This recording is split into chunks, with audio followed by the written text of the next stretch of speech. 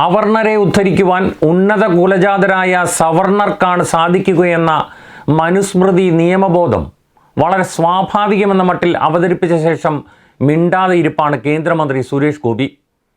കാര്യങ്ങൾ അറിയാതെ പറഞ്ഞതല്ല. ഏത് ഡയലോഗും കാണാതെ പഠിച്ച് അവതരിപ്പിക്കുന്ന സുരേഷ് ഗോപിയുടെ നാവിലൂടെ തങ്ങളുടെ അജണ്ട മുന്നോട്ട് വയ്ക്കുകയാണ് സംഘപരിവാർ.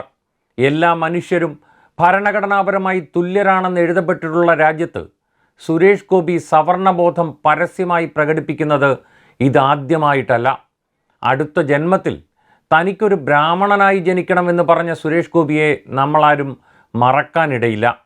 ബ്രാഹ്മണനായി ജനിക്കുന്നത് അഭിമാനകരമാണെന്ന ധാരണ സൃഷ്ടിക്കാൻ ആ നടൻ്റെ നാവ് ഉപയോഗിക്കുകയാണ് RSS ചെയ്തത്.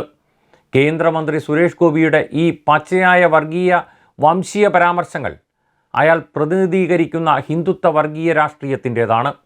അത് ജാതി ശ്രേണിയിൽ അധിഷ്ഠിതവും ഹിംസാത്മകവും സ്ത്രീവിരുദ്ധവുമാണ്.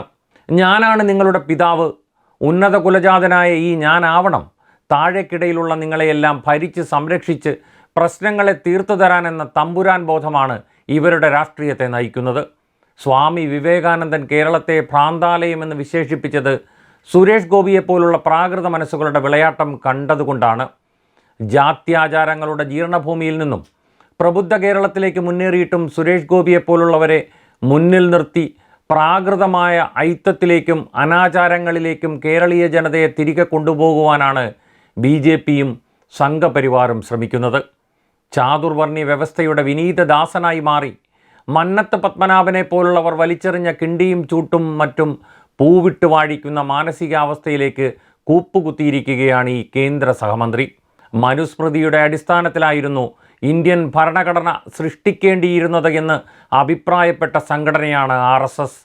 ഇപ്പോഴും അവർ നിലകൊള്ളുന്നത് അതേ കാഴ്ചപ്പാടിൻ്റെ അടിസ്ഥാനത്തിലാണ്. അതാണവർ സുരേഷ് ഗോപിമാരിലൂടെയും ജോർജ് കുര്യന്മാരിലൂടെയും പുറത്തുവിടുന്നത്.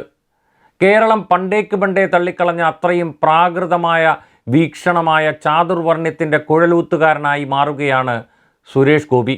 ഇന്ത്യയിലെ സ്വാതന്ത്ര്യ സമരപ്രസ്ഥാനം രൂപം കൊണ്ടപ്പോൾ തുടക്കമിട്ട നവോത്ഥാനത്തിന് കേരളത്തിൽ തുടർച്ചയുണ്ടായി.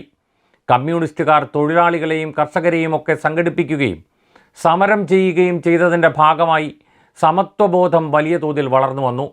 കേരളത്തിൽ കമ്മ്യൂണിസ്റ്റ് പാർട്ടി അധികാരത്തിൽ വരികയും ഭൂപ്രഭുത്വം അവസാനിപ്പിക്കുന്നതിനുള്ള നിയമനിർമ്മാണം നടത്തുകയും ചെയ്തു. ഏത് നിലയ്ക്കും ഏതൊരാളോടും കിടപിടിക്കാവുന്നവരാണ് തങ്ങളെന്ന ബോധം കേരളീയ സമൂഹത്തിന് രൂപപ്പെടുത്തിയെടുക്കാൻ കഴിഞ്ഞു. അങ്ങനെയാണ് കേരളം മറ്റു സംസ്ഥാനങ്ങളെ അപേക്ഷിച്ച് മെച്ചപ്പെട്ടത്. ഈ നേട്ടം കേരളത്തിൽ ഇടതുപക്ഷം ഭരിച്ചതുകൊണ്ടുണ്ടായതാണ്. അത് തകർക്കുവാനാണ് അർഹമായ കേന്ദ്രവിഹിതം പോലും നൽകാതെ കേരളത്തെ കടക്കിണിയിലാക്കാൻ കേന്ദ്രം ശ്രമിച്ചുകൊണ്ടിരിക്കുന്നത്.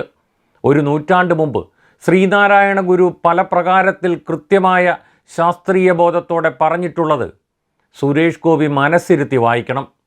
നമ്പൂതിരിയെ മനുഷ്യനാക്കുക എന്ന മുദ്രാവാക്യം മുൻനിർത്തി VT പട്ടതിരിപ്പാട് യോഗക്ഷേമ സഭ രൂപീകരിച്ച് പ്രവർത്തിച്ചിട്ടുള്ളതും ചരിത്രത്താളുകളിലുണ്ട്.